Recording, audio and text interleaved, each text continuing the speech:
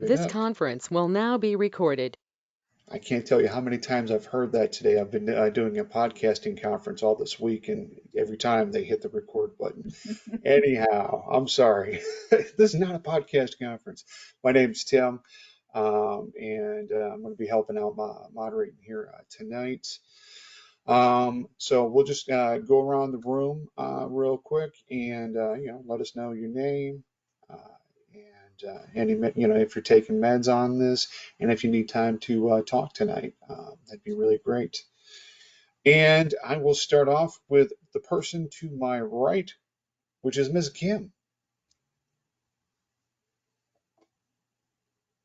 Sorry, it took me a second to find where my mic was at.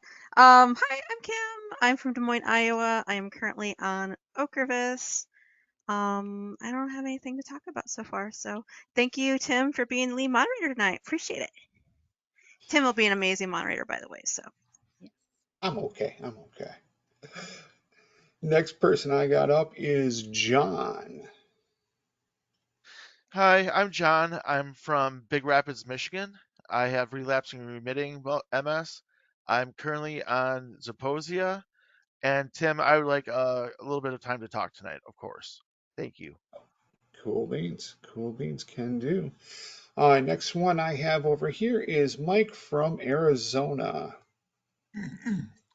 Hi, Tim, and everyone. I'm Mike, and I've had MS since the late 90s. I'm not taking any disease-modifying therapy because it's run its course with me. So I was on Avonex maybe. I can't remember, but I'm doing fine. Just wanted to jump in, and I do have one thing to mention later on, Tim. Okay, cool.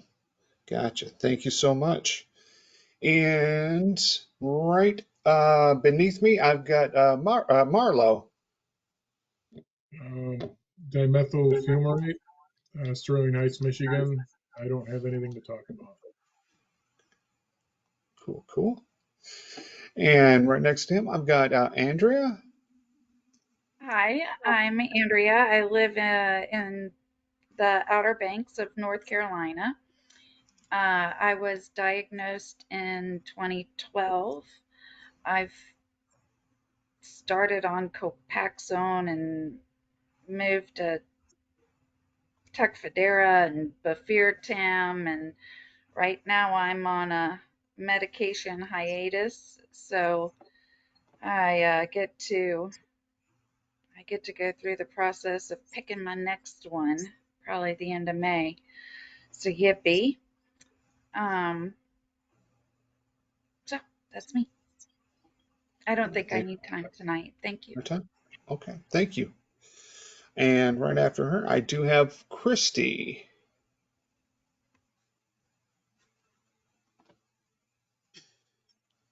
Hi, I'm Christy. I'm from Brighton, Colorado, which is just northeast of Denver. I was diagnosed 20 years ago. I am currently on Ocrevus, and I have been diagnosed with active secondary progressive. And I don't believe I need any time tonight. Okay, great. Thank you. And then right next to her, I have Sherry. I'm Sherry. I'm from Gaylord, Michigan. We're on the 45th parallel, which is halfway between the North Pole and the equator. I was diagnosed in March 13th, 2008. I'm not on any medication right now. All right. And did you need some time later on? I would love some. Thank you. Sure, absolutely. Sherry, forgive me. Your face looks familiar to me. You've been here before? A couple times now. A couple times. Okay, all right. Not a problem. I was just like, I swear I've seen you before. All right, cool beans, cool beans. It's a mess, Next, Tim. it's got to be. It's Hmm. my tongue is wrapped around my eye tooth, and I'm doing it with one brain behind my back. So, but that's okay. Next up, I have is Marie.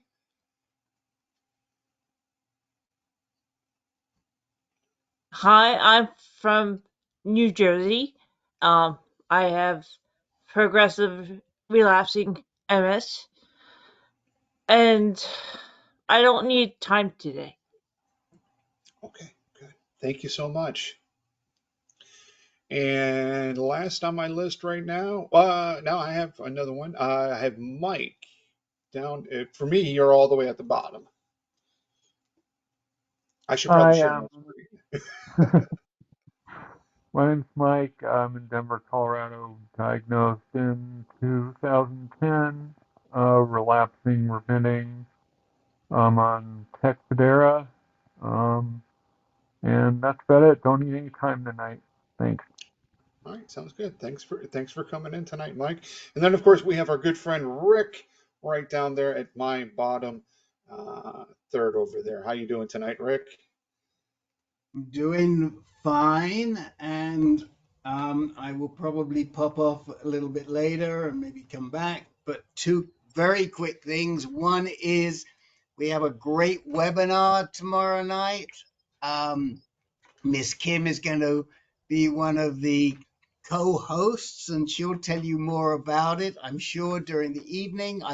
If you haven't seen it and you haven't registered yet, please do, because it's not on this platform. It's on our webinar platform, so you do have to register, but it's free. And I put the registration link in there. It's called Why You Need, What is a Pelvic Floor Physical Therapist and Why You Need One. And there are people in this group who have used pelvic floor physical therapists. And funnily enough, I just I heard a very good article about it. So um, I would strongly recommend it. I think it'll be very helpful. Please put it on your social media and encourage everybody to come. Yes, it will be recorded, but we like to have a big audience.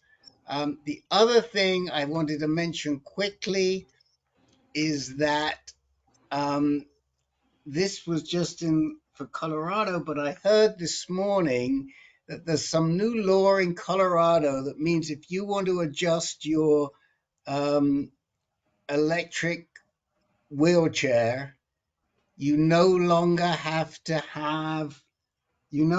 to call in the um, the technician.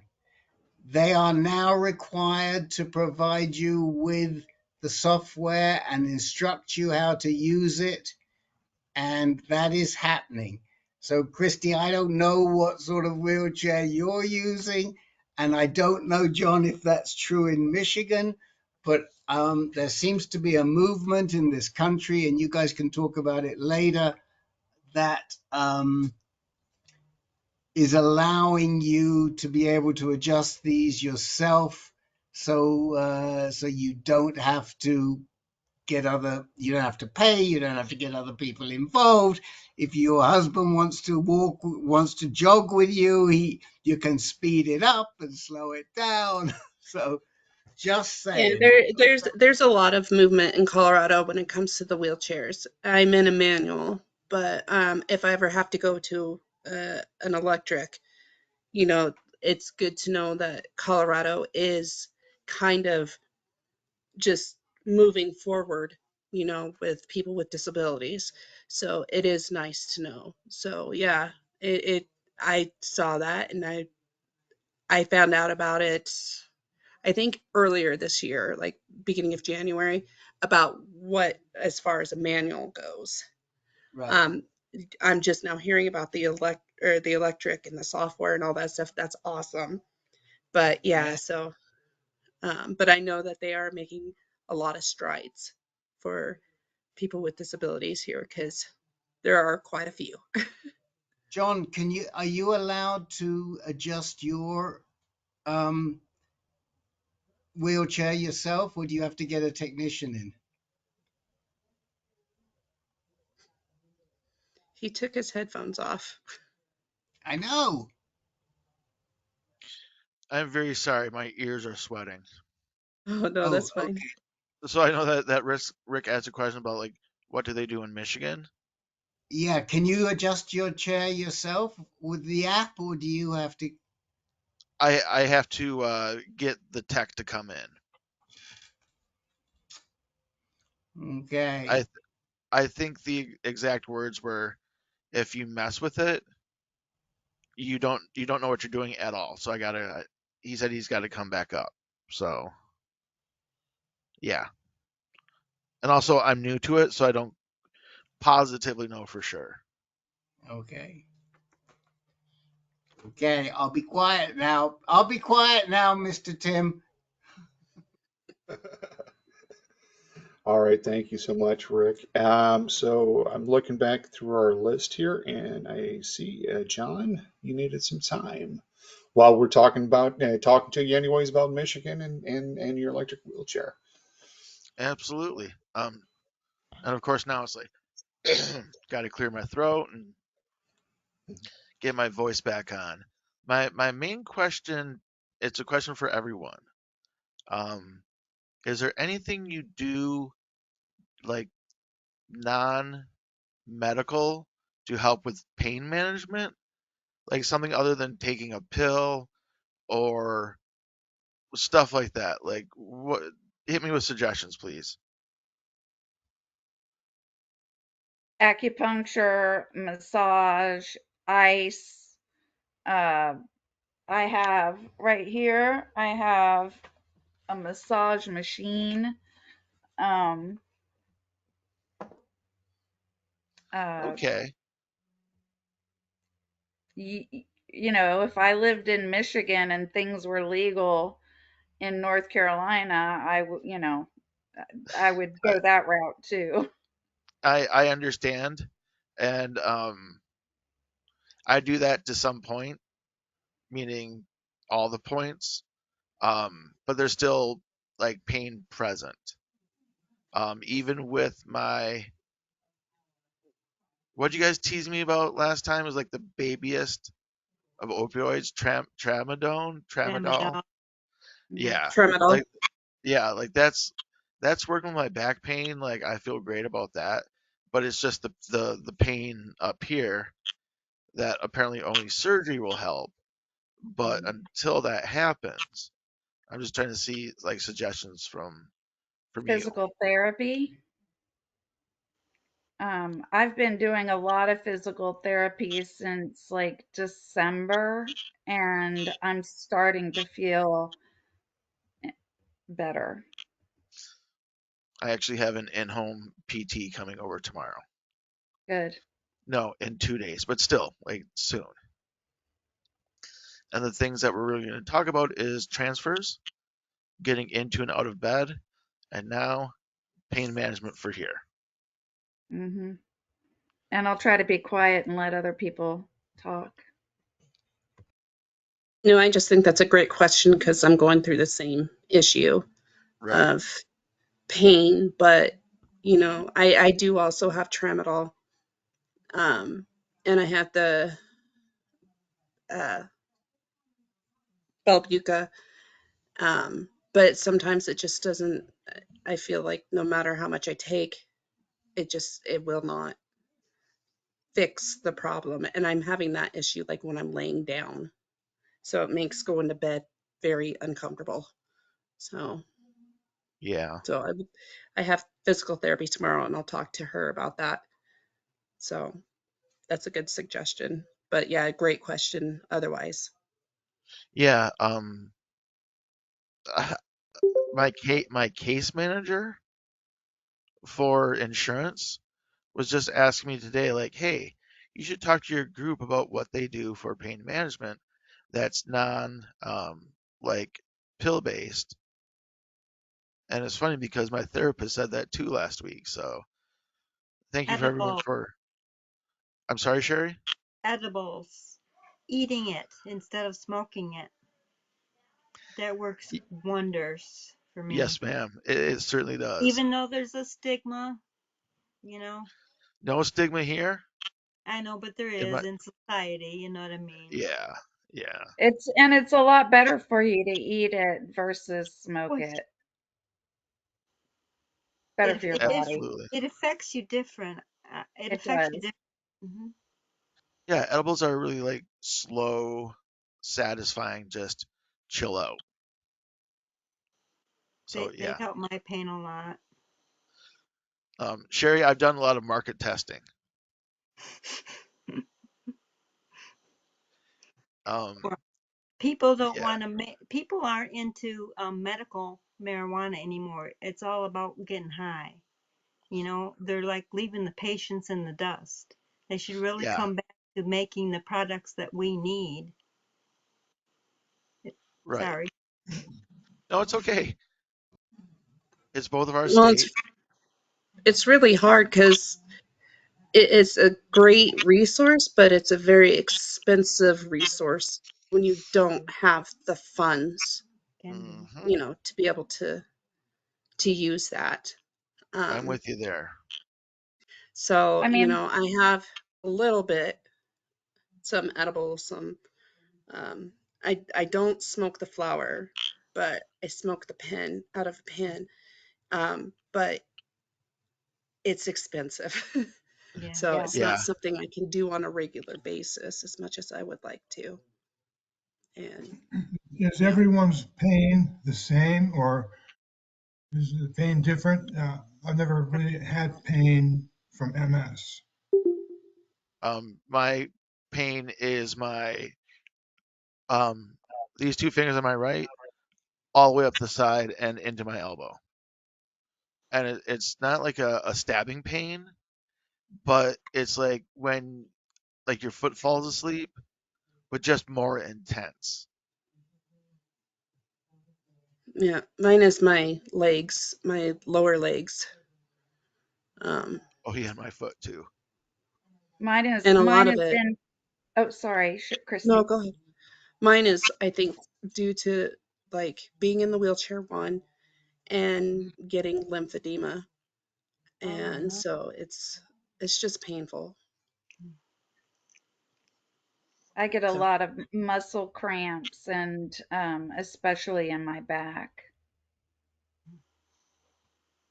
I'm getting an MRI of my back in a couple of weeks to hopefully serve like figure out my back pain so that maybe I can stop taking the tramadol.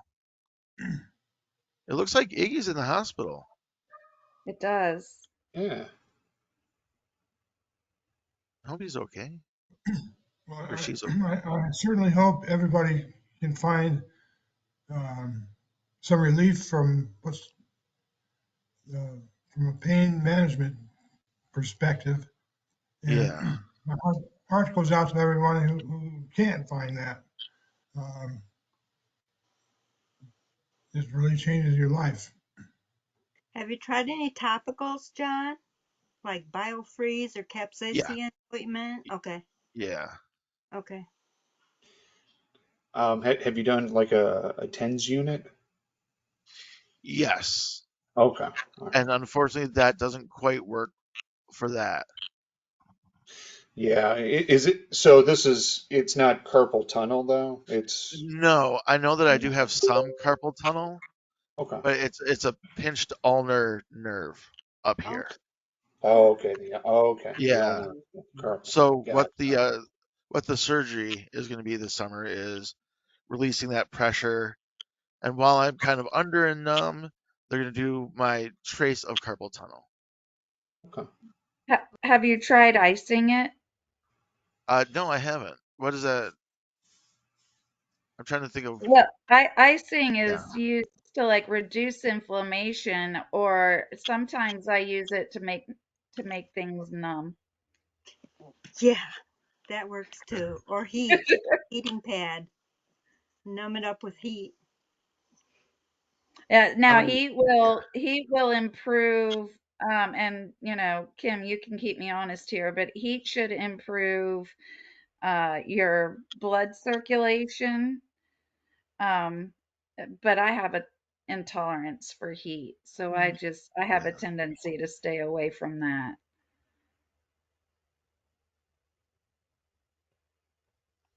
All right. Thanks, everyone.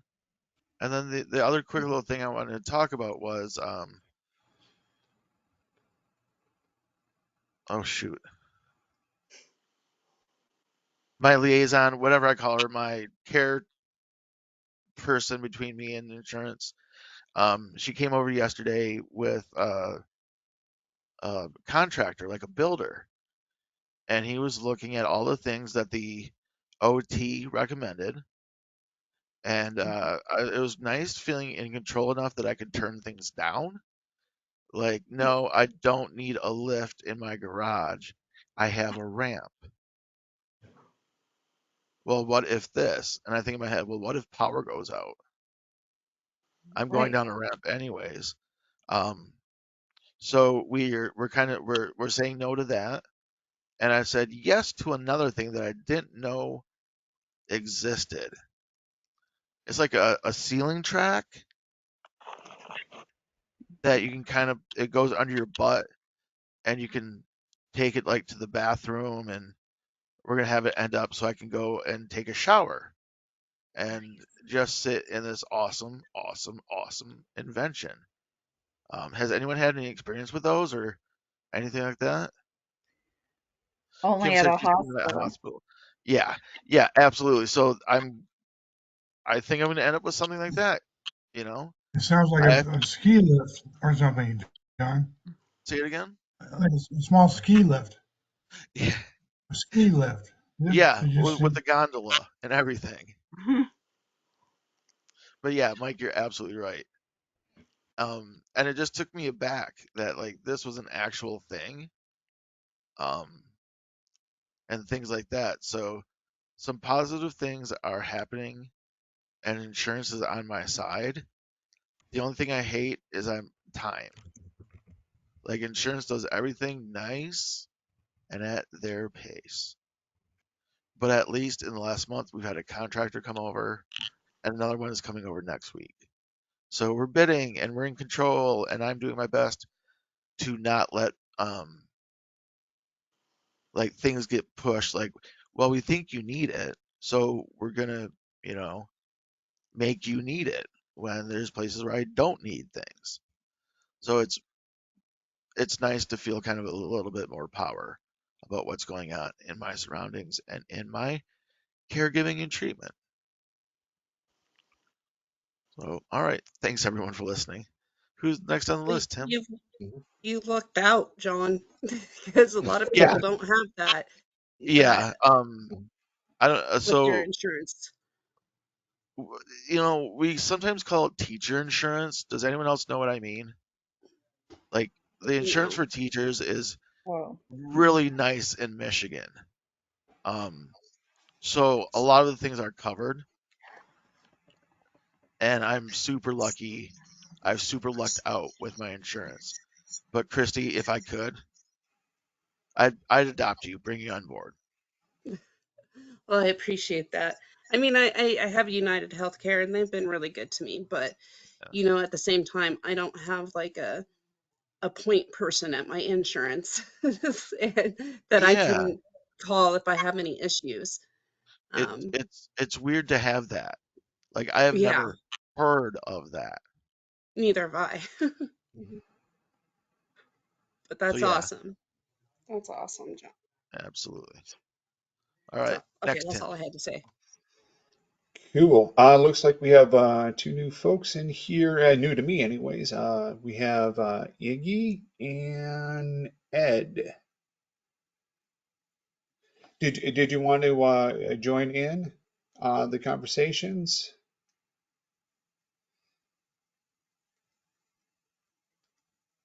Tell her Okay. she's muted. Listening? Okay, just listening for now. Okay, that's perfectly fine. That's perfectly Yeah, fine. absolutely. Iggy, you're Oh, muted if you didn't know or if you wanted to talk.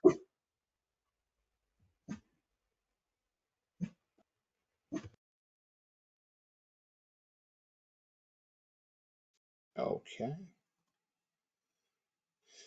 All right. Well, we will go on to the next person on the list that I have here, and I have Mike from Arizona. Well, thanks, Tim. Yeah.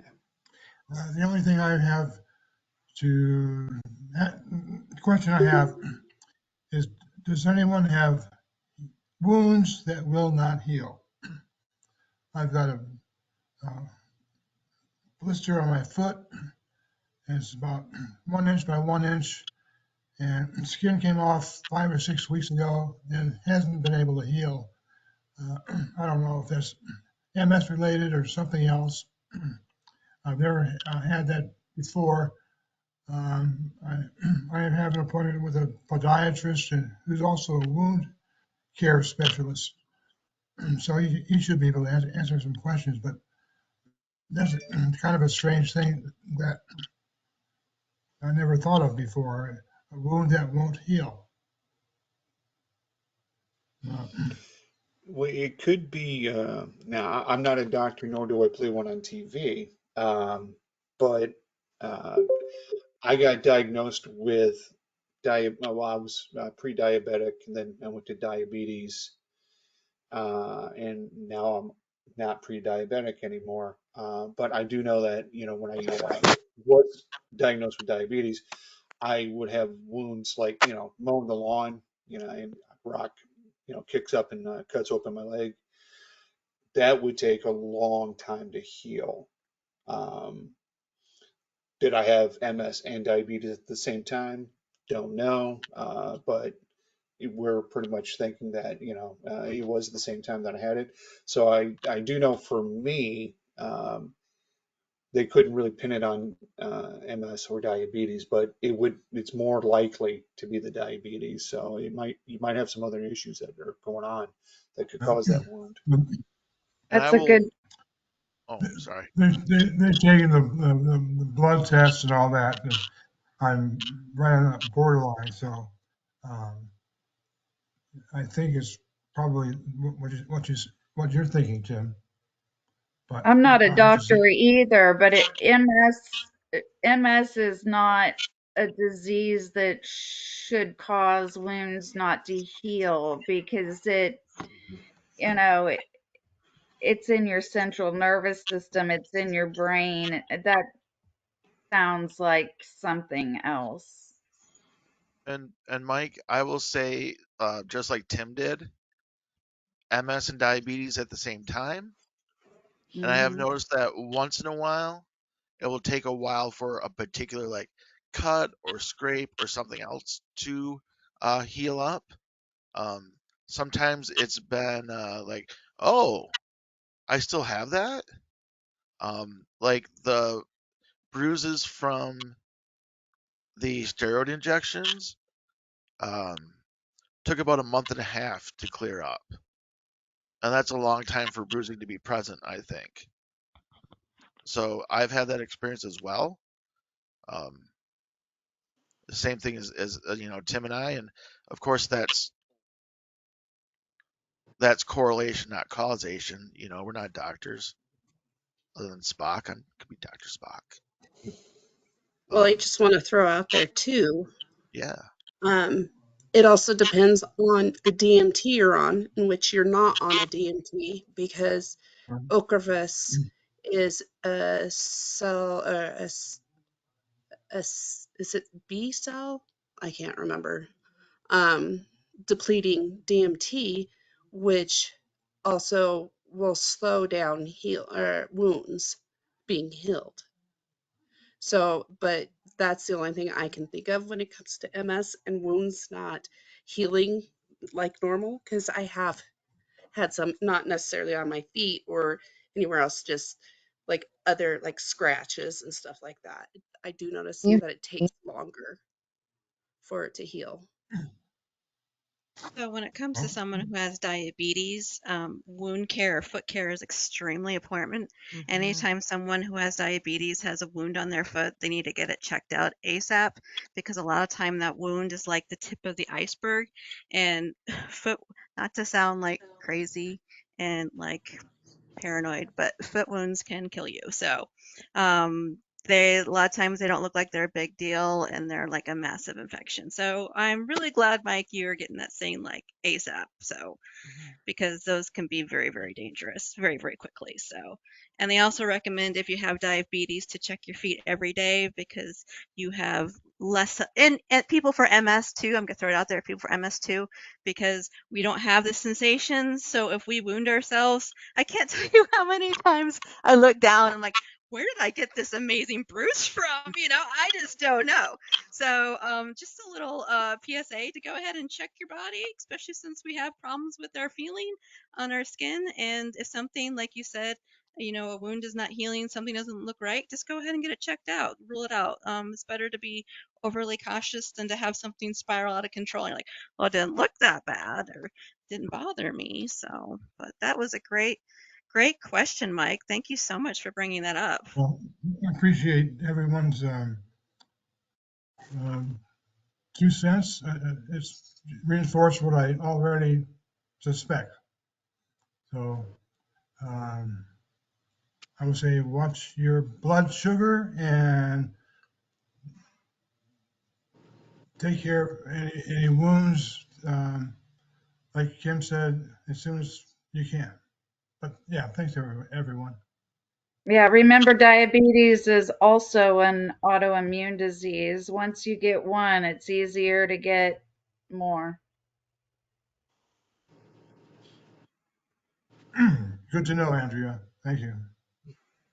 I was hoping for my second one to be vitiligo, but I got fucking MS instead. Fingers crossed for what my next one's gonna be. Hello? I needed that, John. Thank you.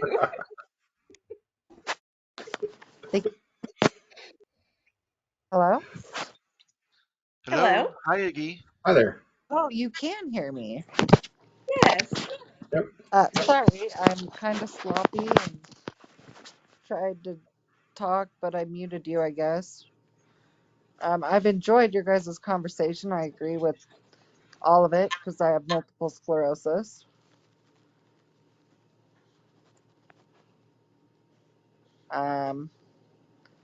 So I'm just glad you can hear me. Where are you joining us tonight? Where are you living? What state are you in? I'm in Oregon. Oh, great. We got Oregon representation tonight. Oh boy. Careful what you wish for. Yeah. We have someone else from, who else is from don't we have someone else from Oregon? No, Maybe not that, usually. Karen um, from California, and then we get Carmen from BC, no, Canada. no, no, no. And what's your MS history, Iggy? Oh boy, I'm 41 now. I was diagnosed 2 weeks after my 17th birthday, Whoa. having about 3 years of symptoms.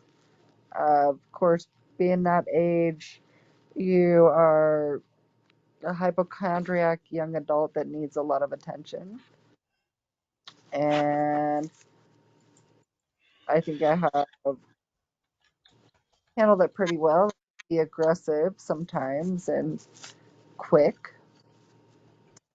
But the wounds, like you guys were talking about the wounds, and if I get any kind of infection, I have some pretty bad pressure sores, and it just sets me back like I don't know, 3 steps forward, 10 steps back.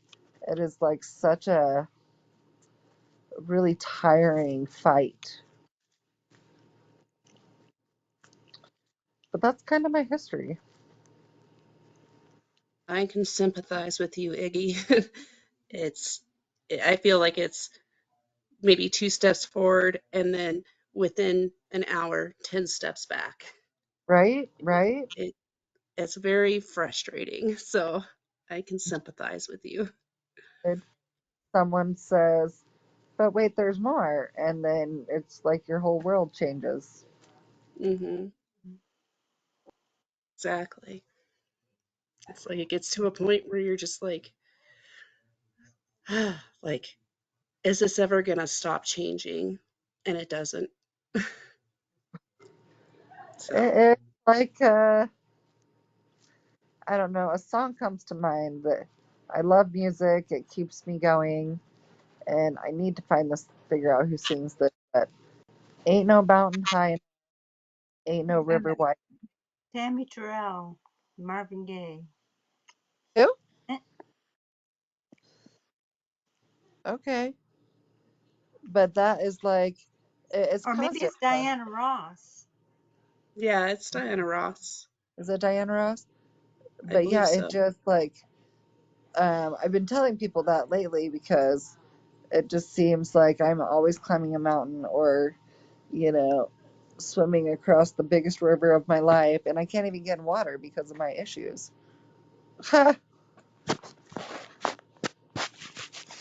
So, but yeah, that's kind of how it feels. The challenges of my life with MS. Yeah. Iggy, to quote Bart Simpson, this both sucks and blows. It That's how I does, feel about MS. It both sucks and blows somehow. dude. Another Simpson fan, love it.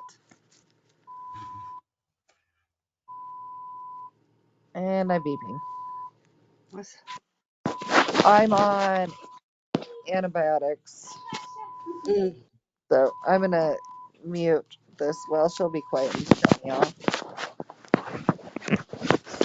She's not even here. I'm ignoring her.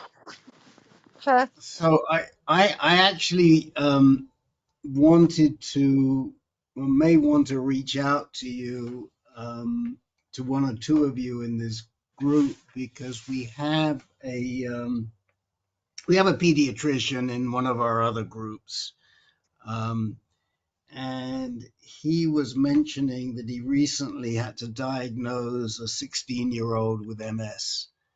And Oh, I did say to him that if, first of all, I told him about this group, and the doc said, I don't know that he would want to go to a group, but I did say that if he wanted peer support, one-on-one peer support, we had a number of people who had been diagnosed at a pretty young age. I mean, I was thinking of people like Hannah and Elizabeth who aren't here today, and that we could find somebody to talk to this young 16-year-old. I would be willing to. I'm sure I know I'm not the youngest MS patient. At the time, I thought I was, but definitely not. The National MS Society also has an MS Friends program where they will pair you up um, with someone as well. I happen to volunteer with them and do that type of thing for the National MS Society. Okay. Okay, I'll mention. Whoops, I'll mention that to Dr. Peter too. Do you know if they have some really young folks as peer mentors? I don't, um, but That's Okay, no worries. yeah, you could call them and ask. call the MS Navigator and ask them Yeah, about it. yeah. Okay, I'll pass that on to Dr. Peter. Awesome. Thanks for that, Sherry. And speaking of Sherry, it is your turn. This might be word vomit. I don't know. okay. Um, Never. okay, I struggle with depression. I'm sure some of it's situational because I live in northern Michigan. We still got snow on the ground. There's nothing to do up here. There's no MS groups. Everything's online. People need people. Okay. So I had a gene site test. Well, it came back that the antidepressant I'm on is not the one that I should be on. And the antidepressant I was on for like 15 years was in the red, which is like it's green, yellow, red. So now she switched me to one that was in the green. and I'm feeling really weird. Okay? But I'm still on my other one. She switched me to an SSRI. I am on an SNRI. I'm worried about serotonin syndrome. I had it before. She gave me folic acid to take with it, synthetic. I have the MTHFR gene mutation, which you're not supposed to take synthetic folic acid. I mean, she really seemed like she wanted to help me with my depression because she went through depression. But then she was, doing all this stuff like giving me synthetic folic acid and stuff like that. I don't know. I'm not. So I took my Have first you pill today, and I'm feeling really weird. I'm kind of scared to take my medicine tonight. But she's like, no, don't just quit it. Hmm. Anybody deal with depression? So is yeah, she tapering you I down one medication and titrating you up at the same time with the second one? Is that what she's doing? No, she's not tapering me on the medication I'm So on. she kept you on the same one and then she added the other one. Okay. Just What kind of a doctor is she? Just Is a she PCP. okay? A PCP. Okay, so she's not like a psychiatrist or No, someone that specializes in these no, she's medications. not. But she had depression, major depression, so she does know what it's like. And she really genuinely wanted to help me, but I don't know why a doctor wouldn't know about the MTHFR gene mutation with the synthetic folic acid. Hey, have Sherry. you pointed that out to her? You can't tell medical people. If you know Yes, anything you about can. you can't. Yes. If you Yeah, yes, Sherry, you can. This is something that we know very well at AnCan. if You medical people are hear you try, medical, just hear me out okay, and let me give you some suggestions. okay. Okay? You are your own best advocate. The first way to start is to do you have a portal with her? Is No, there a she's new. She's new. My okay doctor just up and left. okay, is there a way that you can email your doc? I can call her. It's Can open you up here. can you put it in writing? Is there a way you can put something in writing to her? Yeah, Does she have a website, or is there a portal with the doctor? Most doctors today have a portal. we're in backwards land up here in north. I don't have a portal, but Okay. I can put Well, something in.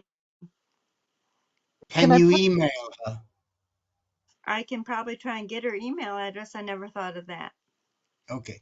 If you can email her, you send her a message that says, I have such and such mutation, and it was my understanding that I should not be on a synthetic folic acid, and that way that goes in your chart. And that's the way to open up the conversation. Now, many docs are receptive.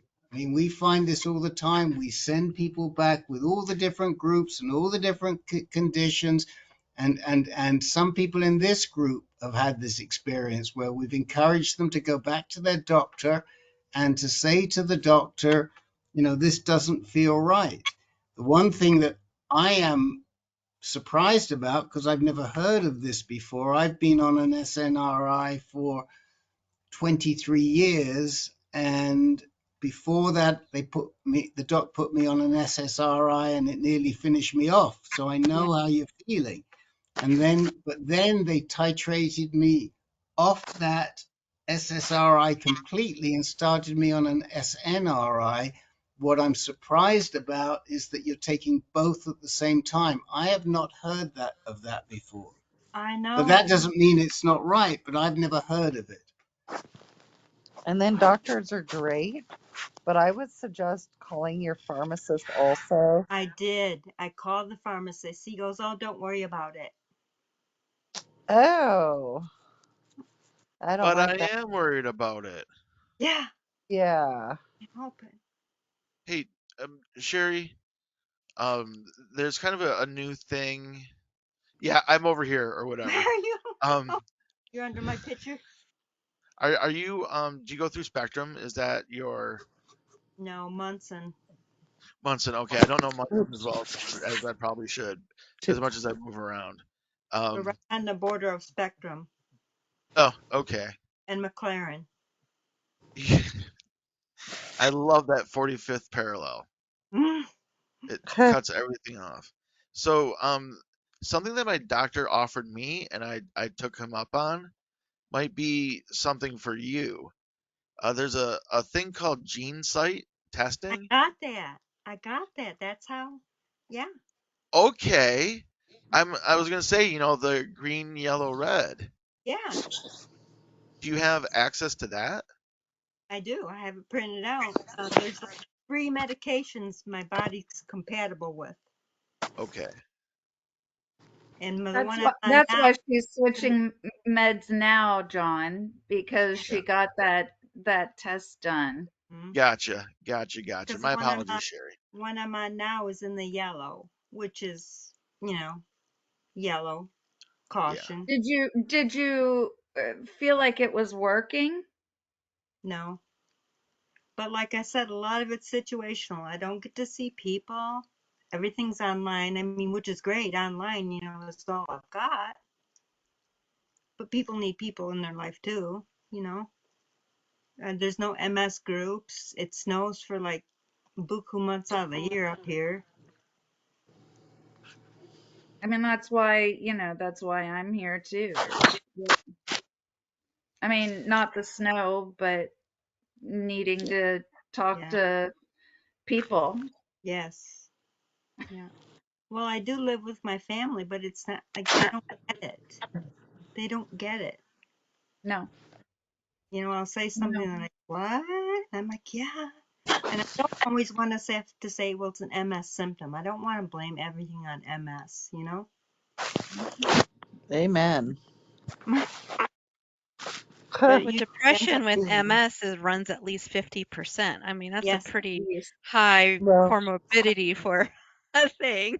Mm-hmm. I remember I had a yeah. take test the other day. They're like, "Are you depressed?" I'm like, "Well, depression's like 50%."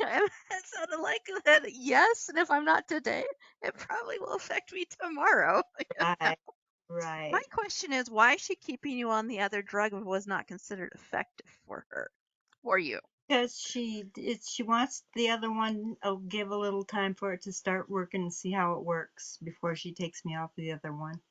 So how long are you going to be on the new one before she tapers you off A the month, old one? a month. And I'm really sad because when I had my last relapse, I got down to 94 pounds, and Mm-hmm. the one that I'm on helps me eat for the first time in my life. Ah, the one that's not working for you helps you eat? Yes, Okay, sleep okay, and sleep. That's the only 2 things it does. okay. What's the name of which medication? Did you care sharing what's the name of it? Mirtazapine, mirtazapine. Mirtazapine? Hmm. Okay, okay. And she put me on Prestige, which is an SSRI. Right. I think there's enough of a difference on those that I hope so it's not because like her doing like Cymbalta and Prozac or something. no, I was on Paxil and they upped the dose to, I don't know, it was pretty high, and I got serotonin syndrome and it was horrible. Paxil, you got the serotonin syndrome? Yes, what was coming out that I didn't know that your arms could sweat like that. I was just, sweat was pouring out of me all over and I threw up and didn't even know I was going to throw up. It was a horrible thing to go through. I'm just kind of scared. But the pharmacist said, "Oh no, we don't usually see it with an SSRI and an SNRI." Well, mirtazapine actually isn't an SNRI; it's an atypical. Right, it's not quite It's not it's a quite. little different, It's right? not quite a tricyclic, and it's not quite an SNRI. So maybe that'll be enough. I don't know. I'm a figure outer. I'm the president of the club. Have you tried to do anything else to help your depression? I've tried everything. I searched the internet day after day. That's how I found this group. I have, I Well, have joined. I broke down and joined AARP. Oh my gosh, because they have lots. They have like live trivia and stuff, and I'm searching for everything. I've joined art classes. I'm colorblind. It's really hard to be an artist. It gets me frustrated, and I don't know. I joined a church group and I kind of don't fit in there. I feel like a leper because I'm divorced. They're all married or widows. I don't know. One good thing though, I belong to the network disability and I asked them, I said, could we possibly see about getting a group in Gaylord? There's nothing here. So they're going to see about maybe starting a group, a disability group. So at least there'll be disabled people. You know what I mean? Mm-hmm. What has other people in the group done that has helped with the depression they've dealt with dealing with? Is what has helped? I know for me, if I don't get out and Oh, enjoy nature, I get messed up badly. I have to get my nature fix or I become really unbalanced. we'd have And a snowmobile to get out in nature here. We still have snow on the ground. We got 6 inches Saturday night. I'm going to say something someone said years ago to me, and it resonates. It's not bad weather, it's bad equipment. So I had to get the yak tracks, and I had to get the stuff so I could be outside in the winter and the cold and be like, I can handle this. What else has people done that has helped them with their depression?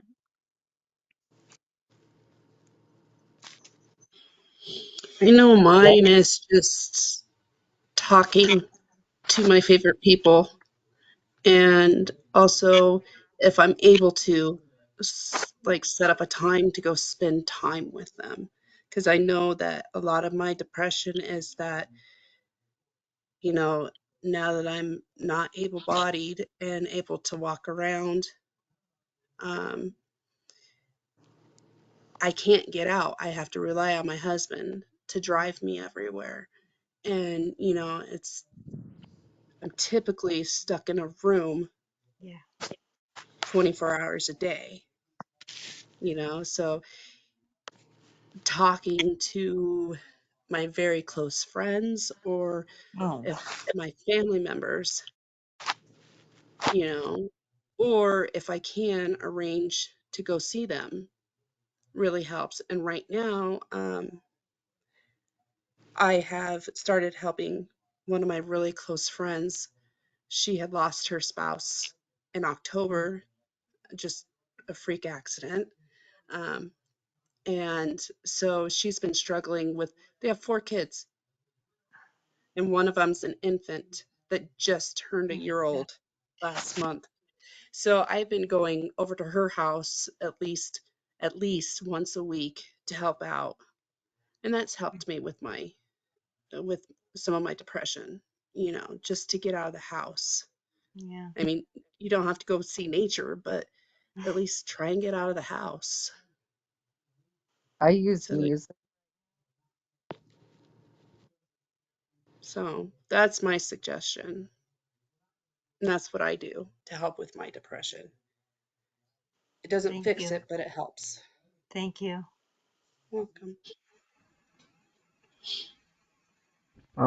I've found that like everybody else is saying, I just try to get outside as much as I can because I struggle with depression a lot, and that's I feel like the main thing that helps me. And I also, it kind of sounds silly, but I keep like a list on my phone of like things that I can do to not be depressed because when I'm feeling that way, sometimes it's hard to come up with things that help me. And so, Yes. I keep a little list of things and I keep a little list of things I shouldn't be doing while I'm depressed, like spending too much time on my phone, playing video games, isolating and all, make sure I'm eating, make sure I'm drinking and because really when you're in it, you don't always realize, what you're doing that's making it worse. And so that's one of the big things that I do. Yeah. And then also, like about a year ago, I went and got a part-time job. I worked 12 hours a week, and I feel like that helps a lot too, getting out of the house and doing something if you're able, whether you're working or volunteering or, anything just to be around other people and doing something that's, you know, meaningful, that's not maybe housework or, you know, stuff like that. So that's kind of what I have to say about that. Thank you. I'm gonna write that down. Iggy, I saw your hand up there. Yeah, I do a lot of music right now since I am indoors while I stay at the hospital. So music is a great outlet. Mhm. Yeah. Thank you. Yeah, and as you can probably see right behind me, I've got, stacks of vinyl and books for you galore. I've got paintings on the walls. I paint like a 4-year-old on crack. So if you're colorblind, you're painting better than I am. That's for sure. I mm, I'm not able to see stuff. You guys probably see me going in and out. I'm trying to figure out what's going on this phone because I don't know what's going on.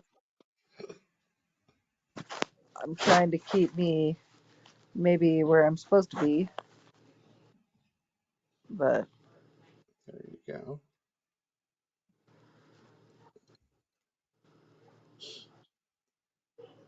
it's the vision, like you guys talk about. Mm. It's yeah, it can be nice.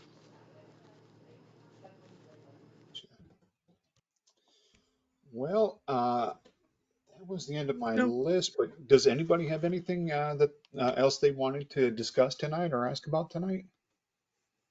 I said no earlier, Tim, but I'm going to change my mind and say yes. I do have something I'd like to say.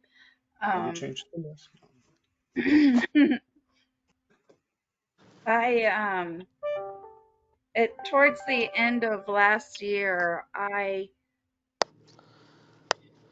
wanted to go off of my antidepressant, and I was on Cymbalta, and my GP feathered me off. That's a better word for that, but tapered me off of it. And when I came off of it, I found myself crying Mm. all the time. And it kind of took me back to when I was first diagnosed with multiple sclerosis, and my neurology looked at me and said, "Why are you crying like that? It's not like MS is going to change your lifespan." Maybe not your lifespan, but your life. And then eventually, I was put on Cymbalta, and it stopped my constant crying. And so 10 years later, I wanted to come off of it because I don't feel depressed anymore. So it's looking more like it's pseudobulbar affect. And doing a lot of research, there's there's papers out there that are suspecting that, just like depression, pseudobulbar affects around 50% of MS patients, but it's very underdiagnosed. Yes. Yes, it is. Um, for me, it's crying. For other people, it could be laughing. It could be, it's just a matter of your um, a decoupling of the emotion you show versus the emotion that you're feeling. And it's very frustrating and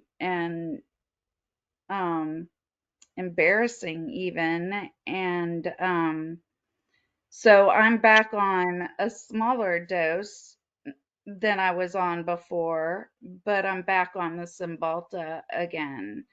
And that seems to be keeping everything under control. Um, I just I just find it very frustrating that it took me 10 years to figure this out. Um, um, it's just another part of MS that has frustrated me.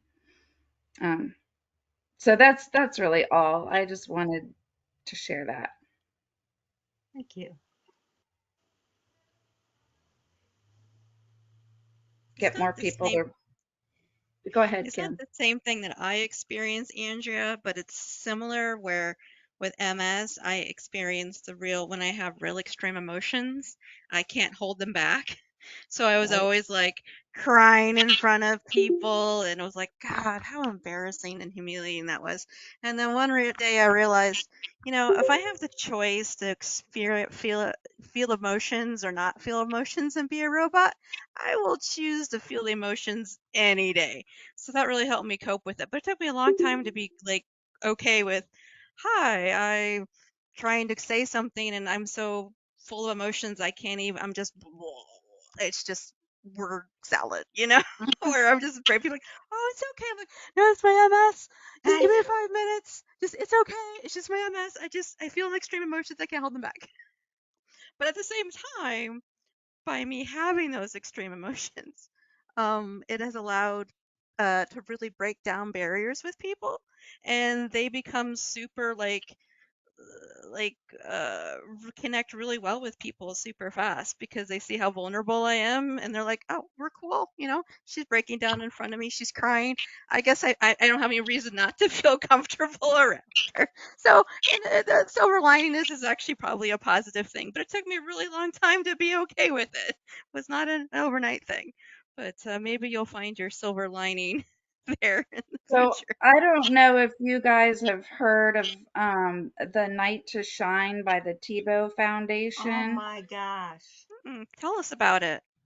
It's like I don't, it's like a dress up night for the special needs community. It's almost promish, but it's a night for them to shine. They So just they set up, and it's nationwide, and it's Tebow Foundation that kind of sponsors it, and they put a red carpet down. They take these people and um, do the hair and the makeup, and they get all dressed up and they put crowns on their head, and there's paparazzi as they enter the building, and crowds clapping, and they serve them dinner, and they have a DJ and a dance room and stuff like that. So I was volunteering for the Night to Shine, the local one here, and I got there early, started doing some setup. They brought pizza for the volunteers, and I ate my pizza and started to cry. So the event hadn't even started yet, and I was literally bawling, like like like could not stop. The huffing. Mm-hmm. I mean, the whole 9 yards. Like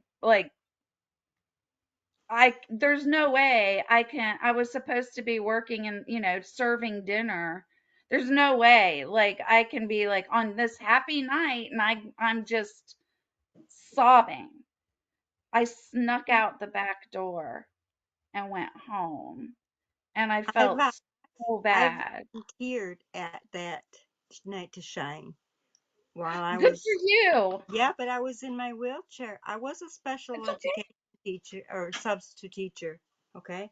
So I was in my wheelchair and they were saying, we need buddies. We need buddies. So I went up there and I'm like, I want to tell her, I know simple sign language. I want to be a buddy. And she looked at me. She goes, no, I don't think that'd be a good idea. I cried for 2 days. Oh, that's wrong. That's what I thought. Maybe they could have found a better or a different job for you than being a buddy. I mean, you Well, they could have, did at the limo table, but I wanted to be a buddy because I have a special needs grandson and I know what it is to be not included yeah. firsthand, you know. Well, and you just learned it all over again, I didn't did you? learn my How lessons the hard horrible. How horrible. I'm sorry about that, Sherry. way. Thanks.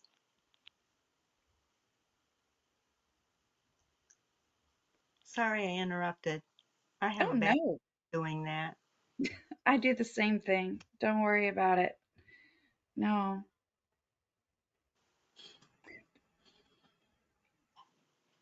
All That was right. just one of my more embarrassing moments lately. At least I kept my bladder.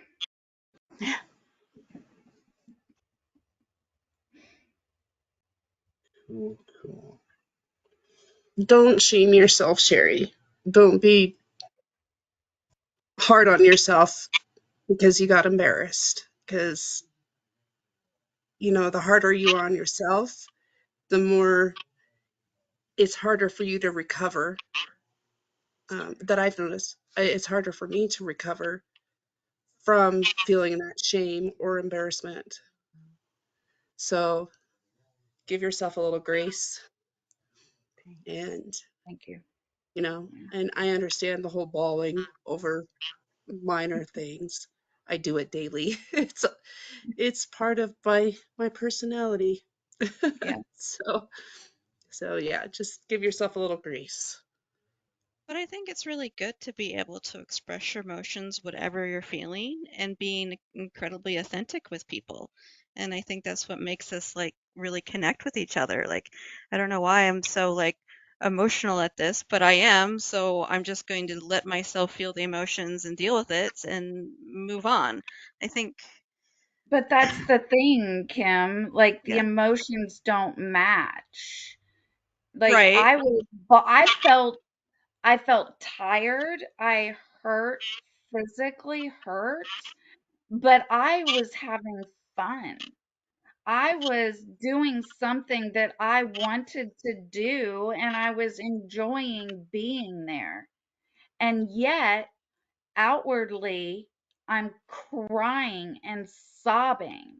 It did not fit my inner emotion at all. And that's what was so frustrating about it. If You I see, felt sad and I'm mhm. crying, okay, but I didn't. Did it, We I know you said you left. Do you think it would have subsided with time, or how does that usually work for you? I cried for 2 days before I got control of it. Okay. Yeah. Hi, Karen. Good to see you, Karen. Hey, Karen. Keep going. All right. She needs some love tonight, guys. Well, I just wanted to remind everybody that our next meeting is going to be in 2 weeks on April the 11th. And then remember for tomorrow we have the Pelvic Floor Therapist. That's going to be at 8 p.m. Eastern, I think. That's the email that I'm seeing, anyways. Yeah. Cool, cool. We didn't stop talking because of you, Karen. I Oh, just no. finished complaining about pseudobulbar affect. Okay, I mean, I was just actually on the phone with a friend who, whatever, needless to say, was like emotionally last time I talked to her, and she's better now, so we were talking. So